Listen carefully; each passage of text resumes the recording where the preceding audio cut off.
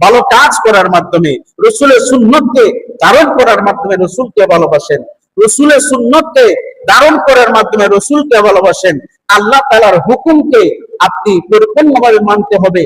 কারণ আল্লাহ তো বলেছেন, বান্দা যখন তুমি ইসলামে প্রবেশ করবা, তুমি ফিসসিলমি কাফা, পরিপূর্ণ হয়ে ইসলাম প্রবেশ করো। অর্ধেক মানবা, অর্ধেক মানবা না, তুমি ইসলাম দাবি করলে চলবে না। ইসলাম যদি, মুসলমান যদি দাবি করতে হয়, ইমানদার যদি দাবি করতে হয়, আপনাকে পরিপূর্ণ হইয়া ইসলামে প্রবেশ করিয়া ইসলামের যে নিয়ম কানুন সেগুলো নিজেও মানতে হবে, নিজের পরিবারকেও মানাইতে হবে। যদি আপনার পরিবার মানে না, বেতের আঘাত করতে হবে, তারপরও মানাইতেই হবে।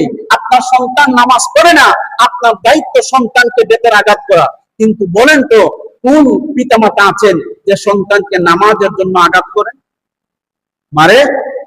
নামাজের জন্য শাসন করে, কিন্তু টাকা ইনকাম না করলে ফুলাকে 100 একটা গালি দিবে, তোর মতন বাদামিয়া ফুলা এই করে টাকার দরকার নাই, তুইও কর্মা, তুই রুজু করস না। কিন্তু ছেলে যে জাহান্নামী হয়ে যাচ্ছে, সেদিকে মা বাবার খবর না। তারা আবার কিসের মা বাপ? যে মা বাপ নিজের সন্তানকে জাহান্নাম থেকে বাঁচাতে চায় না, তারা মা বাবা নামে কলঙ্ক। যে পিতা মাতা তার সন্তানকে জাহান্নামের দিকে ঠেলে দিচ্ছে, সন্তান সুদ খাচ্ছে,